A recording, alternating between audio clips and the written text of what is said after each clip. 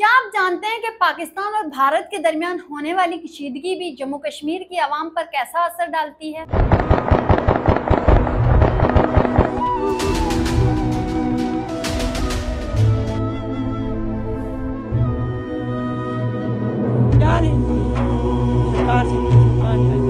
Hello दोस्तों, मेरा नाम है आसमा अब्दुल और आज की इस वीडियो में हम बात करेंगे उस दर्द की, उस कर्ब की जो जम्मू कश्मीर के अवाम हर उस लम्हे में सहते हैं जब पाकिस्तान और भारत के दरमियान कशीदगी अपने उरूज को पहुंचती है। ये वो मासूम लोग हैं जो न जंग चाहते हैं और न इसका हिस्सा बनना चाहते हैं, लेकिन जब भी सरहद पर गोलाबारी होती है, जब भी तोपें गरजती हैं, तो सबसे ज्यादा नुकसान इन्हीं का होता है। 22 अप्रैल 2025 को भारतीय जेरे इंतजाम कश्मीर में होने वाले पहलगाम हमले में 26 अफराद जान बहक हुए, जिनमें ज्यादातर हिंदू सयाह थे। भारत ने इस हमले का इल्जाम पाकिस्तान पर लगाया, जबकि पाकिस्तान ने इससे इनकार कर दिया। इसके बाद से दोनों ममालिक के दरमियान कशीदगी उरूज पर है। भारत ने पाकिस्तान और पाकिस्तानी जम्मू कश्मीर के 9 मकामात पर मिसाइल हमले किए, जिनमें भावलपुर, मरीद के, कोटली, पुंछ, मुजफ्फराबाद और सियालकोट शामिल हैं। पाकिस्तानी हुकाम के मुताबिक इन हमलों में कम अज कम 31 शहरी हलाक और 57 जख्मी हुए, जिनमें एक 3 साल की बच्ची भी शामिल थी।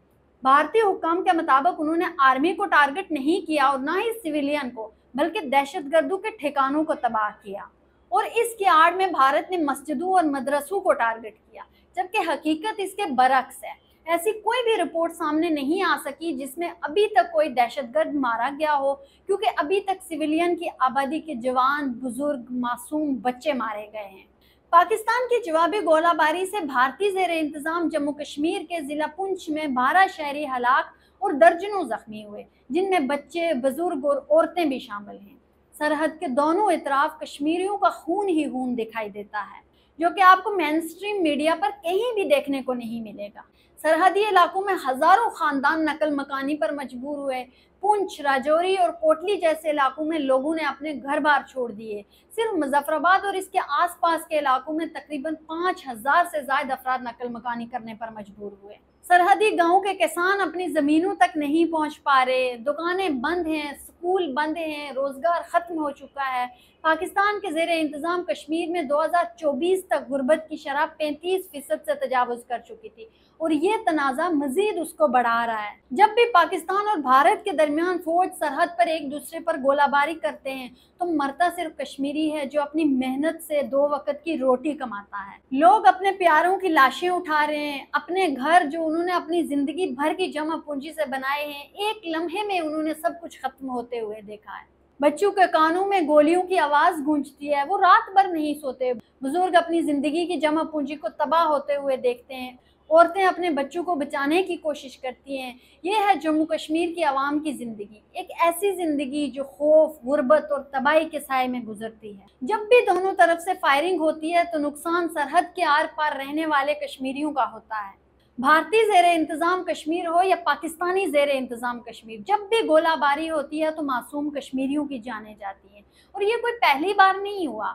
2020 में 2729 बार सीज फायर के खिलाफ वर्जी हुई, जिसमें 21 शहरी हलाक और 206 जख्मी हुए। आज 2025 में भी वही तारीख दोहराई जा रही है। पुंछ, राजौरी, कोटली और मुजफ्फराबाद के लोग अपने प्यारों की लाशें उठा रहे हैं। उनके घर मिस्मार हो चुके हैं। मीडिया पर बैठे लोग या एयर कंडीशन रूम के अंदर बैठकर ये कहते हैं कि हम लड़ेंगे, हम मुकाबला करेंगे, लेकिन वो लोग क्या जानते हैं कि जंग की कीमत कौन अदा करता है। इसलिए दोस्तों, हम सबको ये समझने की जरूरत है कि वो लीडर, वो अशरफिया, वो सरमायादार जो जंग की आग को भड़काते हैं, वो कभी भी नहीं मरते। मरता है तो वो गरीब, वो मेहनतकश, वो आम इंसान जो पहले ही जिंदगी की जंग लड़ रहा है। वो इंसान जो मेहनत कश है और अपनी 2 वक्त की रोटी कमाने के लिए स्ट्रगल कर रहा है, और वही जंग की भट्टी में जलता है, चाहे वो फलस्तीन में हो या चाहे वो कश्मीर में हो। और जंग का नतीजा ऐसा ही निकलता है, भूख, बीमारी, बेघरी और मौत। जम्मू कश्मीर में हर दूसरा बच्चा ग़िज़ाई किल्लत का शिकार है।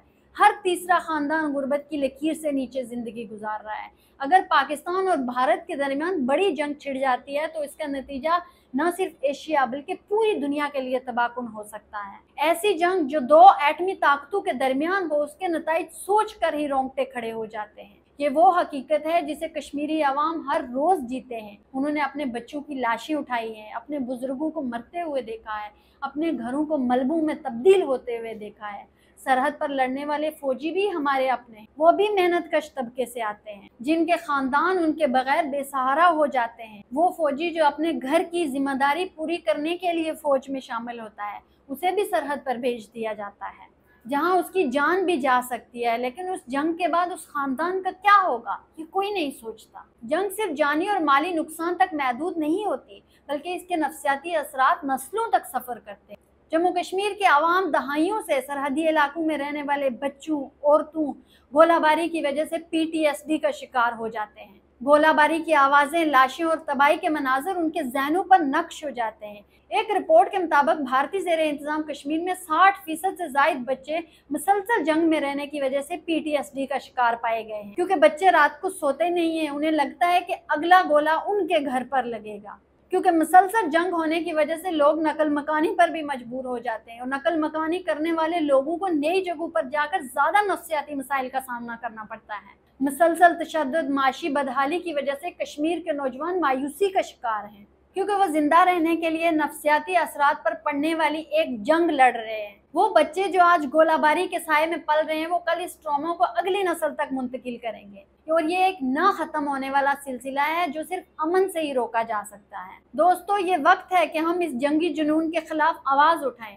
हमें अपने लीडरों, अपने हुक्मरानों से सवाल करना होगा, अमन का परचम बुलंद करना होगा। हमें ये मांग करनी होगी कि पाकिस्तान और भारत के दरमियान कशीदगी को मुज़ाकरात के जरिए हल किया जाए, क्योंकि हर वो इंसान जो जंग की हकीकत को समझता है, उसको इसके खिलाफ खड़े होना चाहिए। क्योंकि अगर पाकिस्तान और भारत के दरमियान बड़ी जंग हो जाती है तो ना सिर्फ कश्मीर बल्कि करोड़ों इंसानों की जिंदगियां दांव पर लग जाएंगी, क्योंकि हम नहीं चाहते कि हमारी आने वाली नस्ल इसी खौफ और अमन की खातिर, इंसानियत की खातिर तबाही में जिए। आवाज उठाएं, क्योंकि जंग कभी हल नहीं बल्कि तबाही का आगाज है। इसलिए दोस्तों, मेरी आप लोगों से गुजारिश है कि अपने अपने सोशल मीडिया प्लेटफॉर्म्स पे, हर उस जगह पे जहां आपकी एक्सेस है, या ग्राउंड पे अपने अपने एहतजाजात रिकॉर्ड करवाएं, जिसमें अमन के प्ले कार्ड्स लेकर जाएं।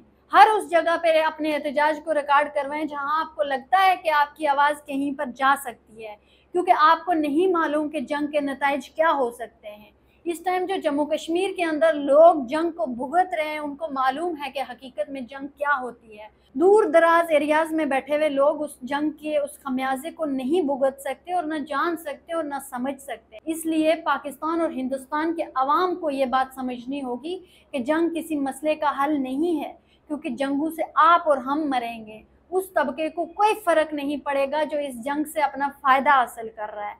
उस तबके को कोई फ़र्क नहीं पड़ेगा, क्योंकि उसके बच्चे महफूज हैं, उसकी माएँ महफूज हैं और उसके बुज़ुर्ग महफूज हैं। फ़र्क पड़ेगा तो हमें, मरेंगे तो हम। इसलिए जंग का मजाक बनाना बंद करें, अपने और अपने प्यारों का ख्याल रखें, और हर मकाम पर, हर एक प्लेटफॉर्म पर अमन के लिए आवाज़ उठाएं और जंग के खात्मे की कोशिश करें। मिलते हैं एक नई वीडियो के साथ, तब तक के लिए अपना ढेर सारा ख्याल रखिएगा। अल्लाह हाफिज़।